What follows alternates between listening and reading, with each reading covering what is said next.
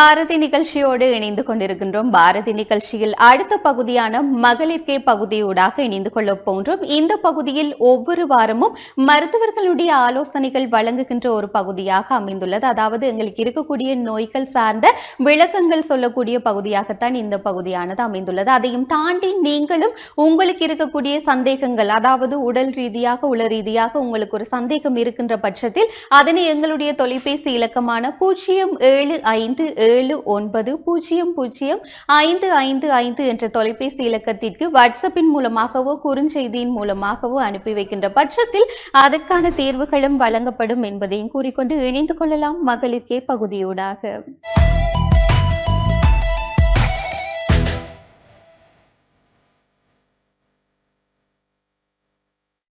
அனைவருக்கும் இனிய காலை வணக்கங்கள். இன்று பாரதி நிகழ்ச்சியினூடாக நேயர்களுடன் இணைந்திருக்கும் நான் டாக்டர் காண்டீவன், சித்த போதனா வைத்தியசாலை கைதடியிலிருந்து. கடந்த வாரங்களில் பெண்களில் ஏற்படக்கூடிய மாதவிடாய் ஒழுங்கீனங்கள் சம்பந்தமாக கலந்துரையாடி இருந்தோம். இன்று அதன் தொடர்ச்சியாக மாதவிடாய் ஒழுங்கீனங்கள் ஏற்படுவதற்கான காரணங்கள் தொடர்பில் ஆராய இருக்கின்றோம். பெண் பிள்ளைகள் வயதுக்கு வருகின்ற போது வயதுக்கு வந்த திகதியிலிருந்து ஏறத்தாழ 6 மாதம் தொடக்கம் 1 வருடம் வரையான காலப்பகுதிகளில் மாதவிடாய் ஒழுங்காக வருவதில்லை. அக்காலப்பகுதி அவர்களுடைய இனப்பெருக்க உறுப்புகள் முதிர்ச்சி அடைகின்ற காலப்பகுதி. பொதுவாக பெரும்பாலான பிள்ளைகளில் முதல் 6 மாதம் தொடக்கம் 1 வருடமான காலப்பகுதிகளில் இந்நிலை காணப்படலாம். ஆனால் இதை நாங்கள் ஒரு நோய்நிலையாக கருதுவதில்லை. தொடர்ச்சியாக அடுத்தடுத்த வருடங்களில் இந்நிலை காணப்படுமாக இருந்தால் அதை நாங்கள் ஒரு பொருத்தமான மருத்துவருடன் ஆலோசித்து அதற்குரிய வழிகாட்டுதல்களை பெற்றுக்கொள்ளுதல் வேண்டும். அத்துடன் கர்ப்பிணிகளில் கருக்கட்டல் நடைபெற்று முளையம் கர்ப்பப்பையில் பதிகின்ற போதும் சில நேரங்களில் சில சொட்டு இரத்தம் வெளியாகும் நிலை காணப்படும். இதுவும் ஒரு இயற்கை நிலையாகவே காணப்படுகின்றது. எனினும் இது தொடர்பில் ஒரு பெண் நோயியல் நிபுணரின் அவதானத்துடன் இருப்பது பாதுகாப்பானதாகும். இது தவிர பொதுவாக பெண்களில் ஏற்படக்கூடிய இந்த மாதவிடாய் கோளாறுகள் சம்பந்தமாக பார்க்கின்ற போது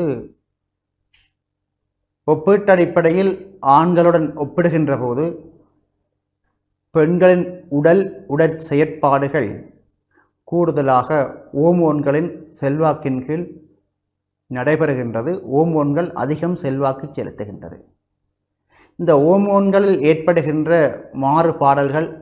மாறுபாடுகள் அல்லது தளம்பல்களே பெரும்பாலும் இந்த மாதவிடாய் ஒழுங்கீனங்கள் ஏற்பட காரணமாக அமைகின்றது. அது தவிர மாதவிடாய் ஒழுங்கீனங்களுக்கு இந்த ஹோமோன்களின் தளம்பல்கள் தவிர சில நோய்நிலைகள், அது தவிர சில மருந்து பிரயோகங்கள், இன்னும் உடலில் ஏற்படக்கூடிய சில மாறுபாடுகள் அல்லது மனதில் ஏற்படக்கூடிய மாறுபாடுகளும் காரணமாக அமைகின்றன. இங்கே ஹோமோன்களில் ஏற்படக்கூடிய தளம்பல்களை பார்க்கின்ற போது பொதுவாக தலையினுள் அமைந்திருக்கின்ற கபச்சுரப்பியால் சுரக்கப்படுகின்ற ஹோமோன்கள் அல்லது தொண்டையில் அமைந்திருக்கக்கூடிய தைராய்டு சுரப்பியால் சுரக்கக்கூடிய ஹோமோன்கள் அல்லது இனப்பெருக்க உறுப்புகளான சினைப்பைகள் அல்லது சூலகங்கள் என்று சொல்லப்படுகின்ற பகுதிகளால் சுரக்கப்படுகின்ற ஹோமோன்கள் அவற்றில் சமநிலை தவறுகின்ற போது அல்லது தளம்பல் ஏற்படுகின்ற போது பொதுவாக இந்த மாதவிடாய் ஒழுங்கினங்கள் ஏற்படுகின்றன. அடுத்து நோய்நிலைகளை பார்க்கின்ற போது பொதுவாக தற்போது பெண்களில் அதிகம் PCOS என்று சொல்லப்படுகின்ற சினப்பையில் ஏற்படுகின்ற நீர்க்கட்டிகள். இந்நிலையில் சுரக்கப்படுகின்ற குறித்த ஓர் ஹோமோன் காரணமாக சில சமயங்களில் முற்றாக மாதவிடாய் ஏற்படுவது நிறுத்தப்படுவதும் உண்டு. இதற்கு பொருத்தமான சிகிச்சை பெற்றுக்கொள்ளுதல் அவசியமாகும். இது தவிர சில நோய் நிலைகள் கர்ப்பப்பையில் ஏற்படக்கூடிய ஃபைப்ராய்ட்ஸ் என்று சொல்லப்படுகின்ற கட்டிகள் உருவாகுதல் காரணமாகவும் இந்த மாதவிடாய் ஒழுங்கினம் ஏற்படலாம். அதாவது அதிகரித்த இரத்தப்போக்கு ஏற்படலாம். எண்டோமெட்ரியோசிஸ் என்று சொல்லப்படுகின்ற, அதாவது கர்ப்பப்பையில் விசேடமாக ஒழுங்கமைக்கப்படுகின்ற சில கலவகைகள் அல்லது இளைய வகைகள் கர்ப்பப்பை தவிர்ந்த ஏனைய பகுதிகளில் விருத்தி அடைவதன் காரணமாகவும் சில சமயங்களில் இவ்வாறான குருதிப்பெருக்கு நிலை ஏற்படுவதற்கு வாய்ப்புகள் ஏற்படுகின்றன. இது தவிர எக்டோபிக் பிரெக்னன்சி என்று சொல்வார்கள். அதாவது பொதுவாக கருக்கட்டல் நடைபெற்று முளையமானது நகர்ந்து வந்து கர்ப்பப்பையில் பதிக்கப்பட்டு வளருதல் இயற்கையான நிகழ்வு. ஆனால் இந்த முளையமானது கர்ப்பப்பையில் பதிக்கப்படாமல் வேறு இடங்களில் பதிக்கப்படுதல் நாங்கள் எக்டோபிக் பிரெக்னன்சி என்று சொல்லுகின்றோம். அதாவது இடம் மாறிய பதிப்பு. பொதுவாக கூடுதலாக பலோப்பியன் குழாய்களில் இவ்வாறான நிலை ஏற்படுவதுண்டு. இந்நிலையிலும் முளையம் விருத்தி அடைகின்ற போது குருதிப்பெருக்கு ஏற்படும் வாய்ப்புண்டு. இந்நிலை சற்று அபாயகரமான நிலை. எனவே இது தொடர்பில் சற்று விழிப்புடன் இருத்தல் அவசியமானதாகும். இது தவிர இடுப்புக்குழியில் அமைந்துள்ள உறுப்புகளில் ஏற்படக்கூடிய தாவித நிலைகள் சில காணப்படுகின்றன. அந்நிலைகளிலும் இந்த மாதவிடாய் ஒழுங்கினங்கள் ஏற்படுவதற்கு வாய்ப்புகள் காணப்படுகின்றன. இன்னும்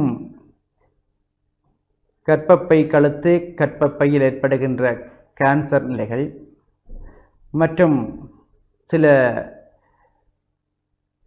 குருதி உறைதலுடன் தொடர்புடைய உறையாத நிலையுடன் தொடர்புடைய நோய் நிலைகள், இன்னும் குருதி உறைதலை தடுப்பதற்காக சில சந்தர்ப்பங்களில் குருதி உறைதலை தடுப்பதற்காக மருந்துகள் பாதிக்கின்ற சந்தர்ப்பங்களில் இவ்வாறான நிலை ஏற்படலாம்.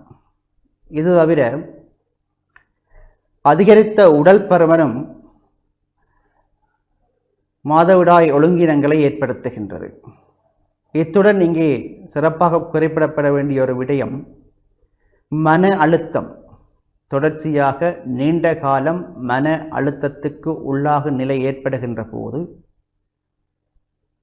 இந்த ஹோமோன்களில் தளம்பல்கள் ஏற்பட்டு மாதவிடாய் ஒழுங்கினங்கள் ஏற்படுகின்றன.